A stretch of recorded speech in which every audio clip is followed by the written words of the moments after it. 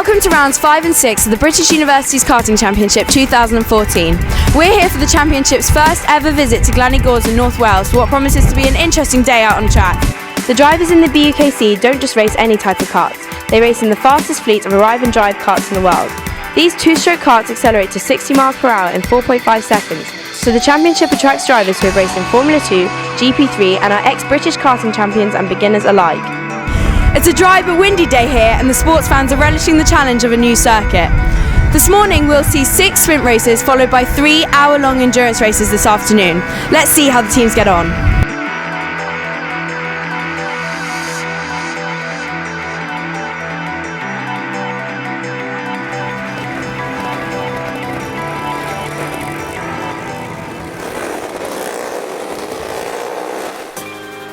For rounds 5 and 6 of the 2014 British Universities Karting Championship, the teams ventured into the heartland of North Wales and mountainous scenery of Snowdonia as the series made its first ever visit to glan-y-gors Park Circuit. The incredible 1100-metre hillside circuit boasts not only 12 challenging corners, but also several undulation changes over its lap. This exciting circuit lends itself to many overtaking opportunities where driver commitment into the fast bends and steady kart control through the twisty downhill section are key to securing a fast lap time. Luke Russell, sprint race winner from Wilton Mill, would kick-start round 5 from pole position as the lights went green in the first sprint race of the day at glan-y-gors. University of Wales Trinity St David driver Josh Gray and Medway A driver Joe Richardson put up some fierce competition to Luke, with the trio racing bumper to bumper for the duration. The racing got a little too close in a move that saw Joe Richardson take the lead from Josh Gray, landing the Medway driver with a penalty. Despite taking the checkered flag as race winner, Joe was docked to 4th place, which saw Luke Russell and Coventry A secure the win, continuing their success from Wilton Mill. Sprint Race 2 saw current championship leaders Oxford Brooks A and driver Jamie Zira battling for the lead with their B team in pursuit and providing support in form of driver Craig Mooney. The Brooks duo continued to battle throughout the race with Jono Davis of Hertfordshire B and Josh Butcher of Huddersfield A, but lost out with Jono Davis taking the victory for Hertfordshire B. A 10-second post-race penalty was issued to Josh Butcher, meaning Oxford Brooks A resulted in 2nd and Huddersfield A in 3rd. It was a great battle throughout, even from the start. Got a great start, caught up with the back at the front, just raced with them throughout, and then right at the end on the last lap, the back markers got in the way and I managed to take the lead and take the victory. Oxford Brooks B driver Zach Swannell led the early stages of Sprint Race 3, but they were unable to challenge for victory as they fell 8 seconds behind Sam Snell of Leicester A and Ollie Greenwood of Huddersfield A, being overtaken on lap 9. Leicester and Huddersfield were inseparable for the remainder of the race. Sam Snell took the lead in the penultimate lap and crossed the finish line just over a second ahead, securing the win for Leicester A. Yeah, it was a good race.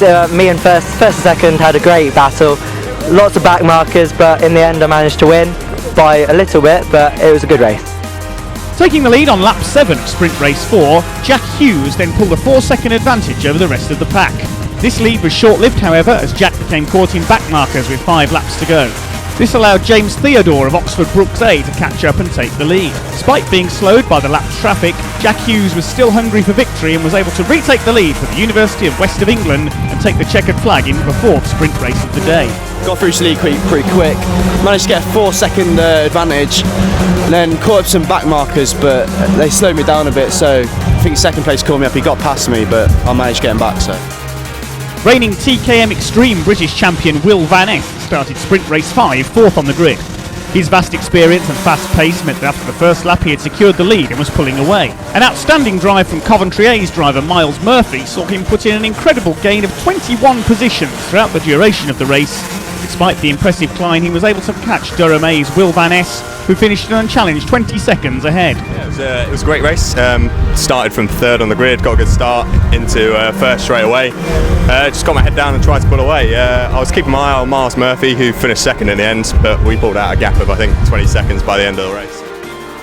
Swansea A driver Matt Tordoff left his impressive mark on the timing sheets in Sprint Race 6 as the biggest mover of the race, gaining an outstanding 22 places from his 24th starting grid slot.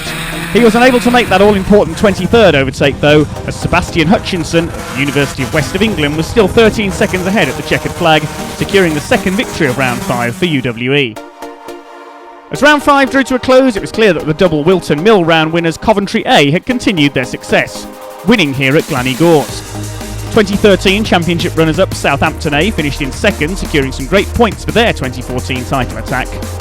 And with a strong performance, University of Wales Trinity St David Swansea A finished third, with current Championship leaders Oxford Brookes A still challenging for the 2014 title, finishing fourth.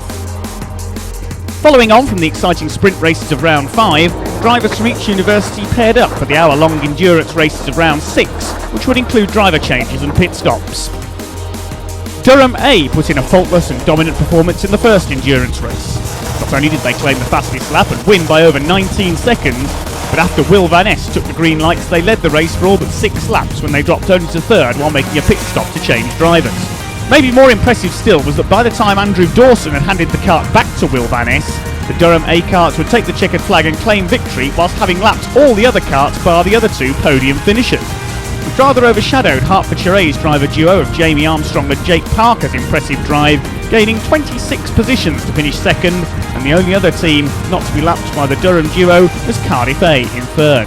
Yeah, good pit stops, teamwork. You've got to get everybody working together, but it's not just about one driver. Both people got to drive well.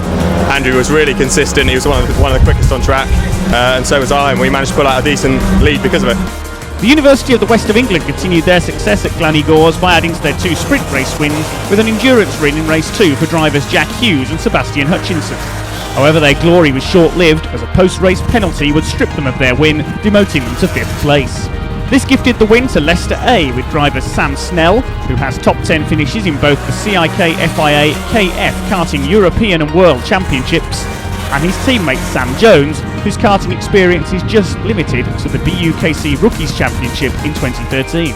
I didn't bin it at the start and I didn't drive it for very long. I think that helps. The University of Wales Trinity St David Swansea A led the early parts of the race, but following the first pit stop their lead was gone, although the driver pairing of Josh Gray and Ollie Thorne raced till the end and finished in second. But it was Coventry A who impressed in the final endurance race, starting from 29th on the grid and timing their pit stops perfectly.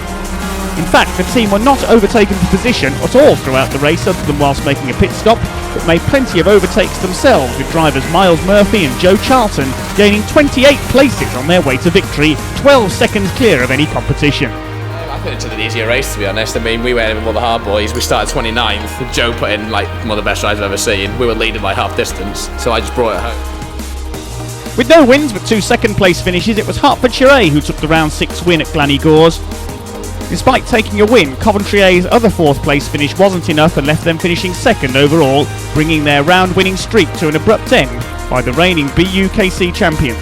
University of Wales Trinity St David Swansea A finished in 3rd place in round 6. So, after a brilliant day's racing at the Championship's inaugural visit to the Welsh hillside track of glan-y-gors Park for the 2014 BUKC season, here's what the Championship table looks like. Despite not getting a podium result in rounds 5 or 6 at glan-y-gors, it is still Oxford Brookes A that are leading the Championship.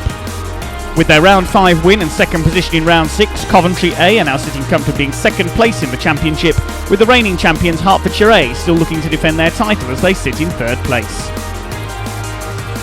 With plenty of points still on offer at the remaining rounds, there is still a lot of racing to go before the BUKC champions will be crowned. Southampton A, Cardiff A and University of Wales Trinity St David Swansea A currently sit in 4th, 5th and 6th in the Championship, and they're the ones to watch out for, as they will seize any opportunity to challenge for the Championship in 2014. With everything to race for, the British Universities Karting Championship visits Clay Pigeon in Dorset, where the 2014 champions will be decided. It's been a great day's racing here at glan-y-gors for rounds 5 and 6. Coventry A continued their winning streak from Wilton Mill in round 5, with Luke Russell winning the first race of the day. However, their hopes of claiming 4 consecutive round wins were dashed by Hertfordshire A, who claimed 2 second places in the afternoon endurances. It's safe to say the BUKC's first visit to North Wales has been a roaring success, and the circuit has been a real hit with the drivers. We look forward to rounds 7 and 8 at Clay Pigeon, where this year's championship winners will be decided. See you there.